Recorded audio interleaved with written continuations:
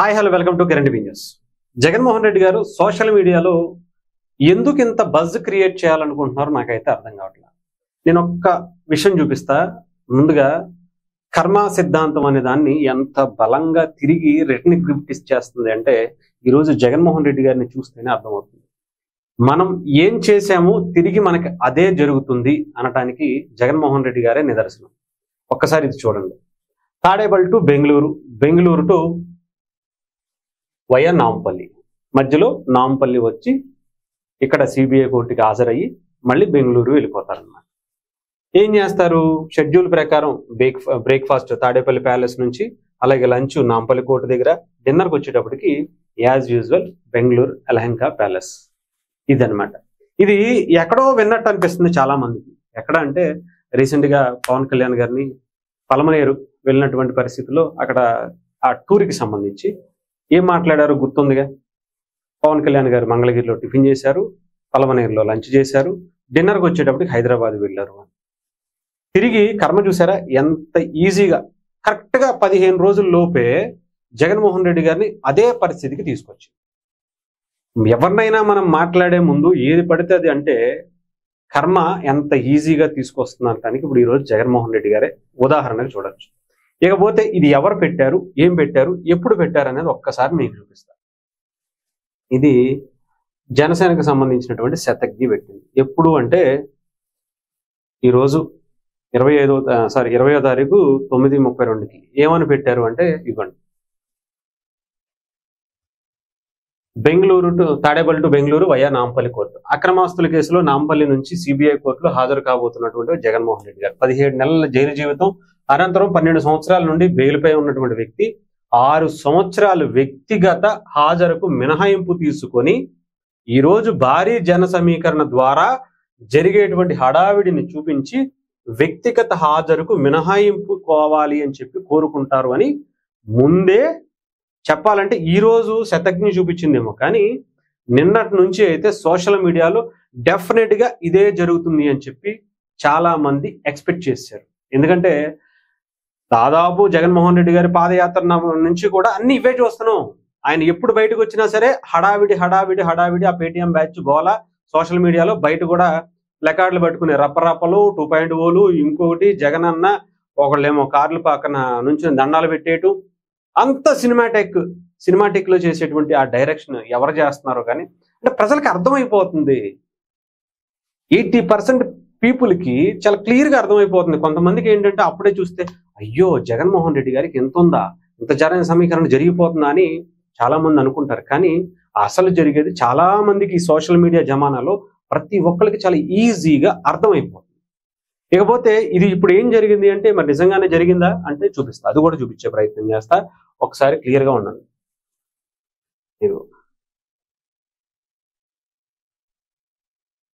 ఇది వైఎస్ఆర్సీపీకి సంబంధించినటువంటి ఆఫీషియల్ వెబ్సైట్ ఇది. దీంట్లో నేను మాట్లాడేదేం కాదు, క్లియర్గా మీరే చూడండి. వాళ్ళు మాట్లాడినవి ఇదిగో ఎక్కడ హైదరాబాద్ బేగంపేట ఎయిర్పోర్ట్ వద్ద జగన్మోహన్ రెడ్డి గారికి ఘన స్వాగతం పలికిన భారీ ర్యాలీగా తరలి వచ్చినటువంటి ప్రజలట.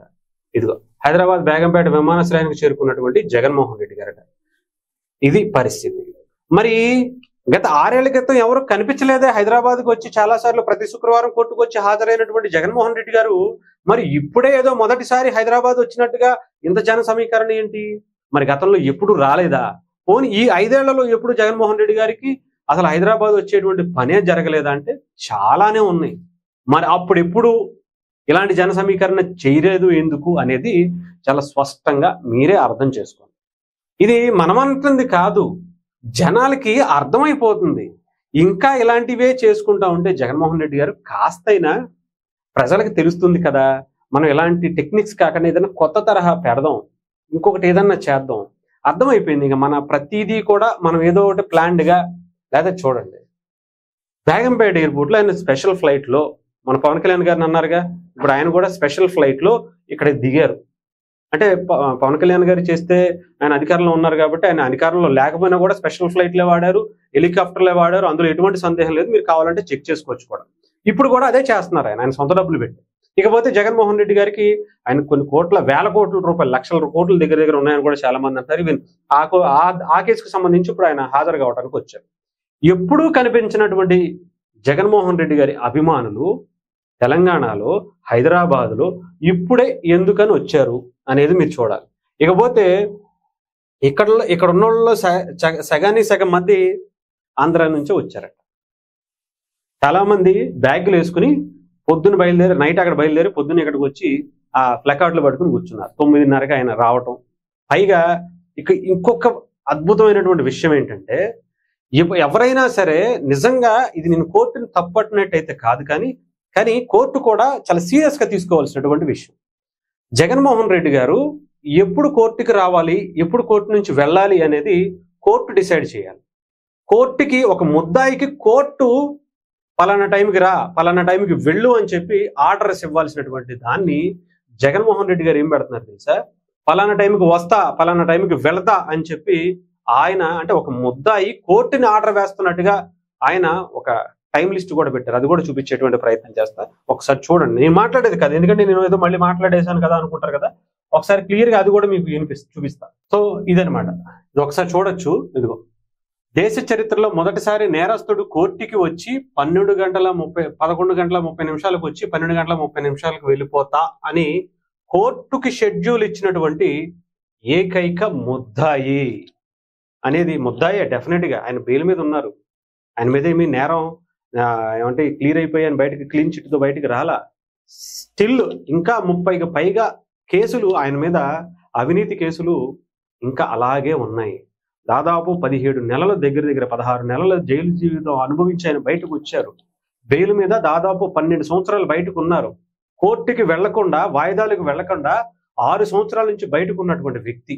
ఇదిగో ఎన్నింటికి? 9ంటికి వస్తా. గుంటూరు నుంచి అంటే వాళ్ళ ఇంటి దగ్గర నుంచి తాడేపల్లి దగ్గర నుంచి 40 నిమిషాలు. అక్కడ కూడా హడావిడే. ఇది ఇక్కడ నుంచి గన్నవరం నుంచి తాడేపల్లి నుంచి గన్నవరం వెళ్ళడానికి 40 నిమిషాలట. ఎందుకు అంటే హడావిడి చూపించాలి. ఆ తర్వాత 10 గంటలకి ఇక్కడ బేగంపేట ఎయిర్పోర్ట్ లో దిగుతారు. 10 గంటల 45 నిమిషాలకు బేగంపేట ఎయిర్పోర్ట్ గన్నవరం ఎయిర్పోర్ట్ నుంచి ఇక్కడికి 45 నిమిషాలు పడుతుంది. 45 నిమిషాల తర్వాత 11 గంటలకి ఇక్కడ స్టార్ట్ అవుతారు. 11 గంటల నుంచి నాంపల్లి కోర్టుకు రావడానికి దాదాపు ఎంతసేపు? 1.5 గంటల సమయం పడుతుంది. ఎందుకు అంటే హడావిడి చెయ్యాలి. కరెక్ట్ గా బేగంపేట నుంచి నాంపల్లి మహా అయితే కరెక్ట్ గా మనం వెళ్ళిపోతే కనుక 10 నిమిషాలు కూడా పట్టదు. అలాంటి దాన్ని ఆయన ఏంటంటే మరి హడావిడి చూపించాలి కదా. ఇది ఇందాక మనం చూపించాం కదా. ఇది ఇప్పుడు అంటనే కాదు, మనం అంటనే కాదు, పేపర్లో కూడా ఆల్రెడీ నిర్ణయం గ్రహించేసింది. ఎందుకంటే వాళ్ళకి ఒక ఉంటది కదా, ఇక్కడ ఎవరు ఫోన్ చేస్తున్నారు, అక్కడ అలాంటి హడావిడి చేయబోతున్నారని ఇంటెలిజెన్స్ వ్యవస్థ తెలంగాణకు కూడా ఉంటుంది. దానికి సంబంధించి చూసారా, హంగామా చేద్దాం, హైదరాబాద్ లో కోర్టుకు జగన్, హడావిడి చేయాలని ప్రణాళిక, తరలి రావాలని కార్యకర్తలకు సంకేతాలు, తాను వస్తే భద్రతా సమస్యలు వస్తాయండు, తప్పకుండా వ్యక్తిగత హాజరుకు దుమ్మా కొట్టే ఎత్తుగడ. అర్థమైందిగా? ఇది జగన్మోహన్ రెడ్డి గారు ఏదైనా సరే షోయింగ్ తప్ప పని ఉండదు. పని చేత కాకపోవటం వల్లే ఈ షోయింగ్ అంతా చేస్తున్నారు. ఆయన దగ్గర ఏమీ లేదు, డొల్ల. చెప్పాలంటే ఆయనకి రాజకీయం చేయడం చేత కావట్లా. అందుకనే వ్యక్తిగత విమర్శలో లేదా ఇంకొకటో చేసుకుంటూ ఆయన రాజకీయాన్ని ఇలాగే రాజకీయం చెయ్యాలి, ఇంతే రాజకీయం అంటే ఇదే అని ఒక భ్రమలో ఉండిపోయారు. ప్రజల సమస్యల పట్ల ఇప్పటికీ ఆంధ్రప్రదేశ్లో కావచ్చు, తెలంగాణలో కావచ్చు, మీకు ఇక్కడ అంత ఫ్యాన్స్ ఉండుంటే గనక, మీ నాన్నగారు చనిపోయిన తర్వాత ట్రైన్లో మీరు వస్తుంటే గుర్తుందిగా ఏ రకమైనటువంటి దాడులు చేసి మిమ్మల్ని ఆ ట్రైన్లోనే ఆ స్టేషన్ నుంచి స్టేషన్లోకి వెనక పంపించారో తెలంగాణ ప్రజలు. మీరు ఆల్రెడీ గుర్తుపోయి, మీకు అంత ఈజీగా మర్చిపోయేటువంటి ఇన్సిడెంట్ కూడా కాదు. సో అలాంటి పరిస్థితుల నుంచి ఇక్కడ కూడా అభిమానులు ఉన్నారు అని చెప్పుకుని మీరు మళ్ళీ అంటారేమో, అప్పుడు లేనటువంటి అభిమానం ఇప్పుడు ఎక్కడి నుంచి వచ్చేస్తుంది మీకు? అసలు మీరు తెలంగాణకి ఏం చేశారని. ఓకేనా, ఇది పక్కన పెడదాం. మళ్ళీ ఇప్పుడు ఆంధ్ర గురించి వస్తే, అక్కడ నుంచి మీరు తెచ్చుకోవటమే తప్ప అదిగో హైదరాబాద్కు తరలి రావాలని కార్యకర్తలకు పంపించారు. నేను ఇందాక చాలా క్లారిటీగా చెప్పాను. అక్కడ నుంచి కొన్ని వందల మందిని ఇక్కడికి పంపించినటువంటి పరిస్థితి చాలా క్లారిటీగా ఉంది. ఆయన ఏంటంటే, నేను బయటకు వస్తే ఇదిగో ఇబ్బందులు వస్తాయి, అందుకే అక్కడికి తాడేపల్లి ప్యాలెస్ కూడా రాలేకపోతున్నాను, లేదా తాడేపల్లి ప్యాలెస్ నుంచి బయట ప్రజల్లోకి వెళ్ళలేకపోతున్నాను, ఆ తర్వాత ప్రజల సమస్యలు తెలుసుకోవడానికి నాకు ఇబ్బంది అయిపోతుంది, చాలా మంది వచ్చి మీద పడిపోతున్నారు, ముద్దులు పెట్టాల్సి వస్తుంది, ఇంకోటి చేయాల్సి వస్తుంది అని చెప్పే బాధ అనమాట. అందుకని ఈ షో అంతా కాదు, ప్రజలకి ఇప్పటికీ ఆంధ్రప్రదేశ్లో ఇప్పుడు ఉన్నటువంటి గవర్నమెంట్ కూడా చాలా చాలా చాలా ఇష్యూస్ ఉన్నాయి. వాటి మీద మీరు పోరాడితే డెఫినెట్గా ఒక లీడర్గా మీకు గుర్తింపు రావచ్చు. బట్ ఆ విధంగా ట్రై చేయట్లా. ప్రజల్లో మనసుల్లోకి వెళ్ళేటువంటి పని కాకుండా ప్రజల మైండ్లో అంటే ఫోన్లో కనపడే విధంగా మాత్రమే వెళ్తున్నారు. వెళ్ళాల్సింది ఫోన్లోకి కాదు సార్, మనసులోకి వెళ్ళండి. ఒక ప్రతిపక్ష నాయకుడు అనే పదవి మీరు అడుక్కుంటే కాదు, మీరు దమ్ముగా తీసుకోవాలి. అది ఎస్, నేను ప్రతిపక్ష నాయకుడిని, అధికారంలోకి వచ్చేటువంటి పరిస్థితికి వస్తా, రేపొద్దున్న అవసరమైతే ప్రతిపక్ష పాత్రకి మళ్ళీ నేను ముందు దానికి ఎలిజిబిలిటీగా అయినా సంపాదించుకుంటా అని ఒక భరోసాకి జనాల్ని కల్పించాలి.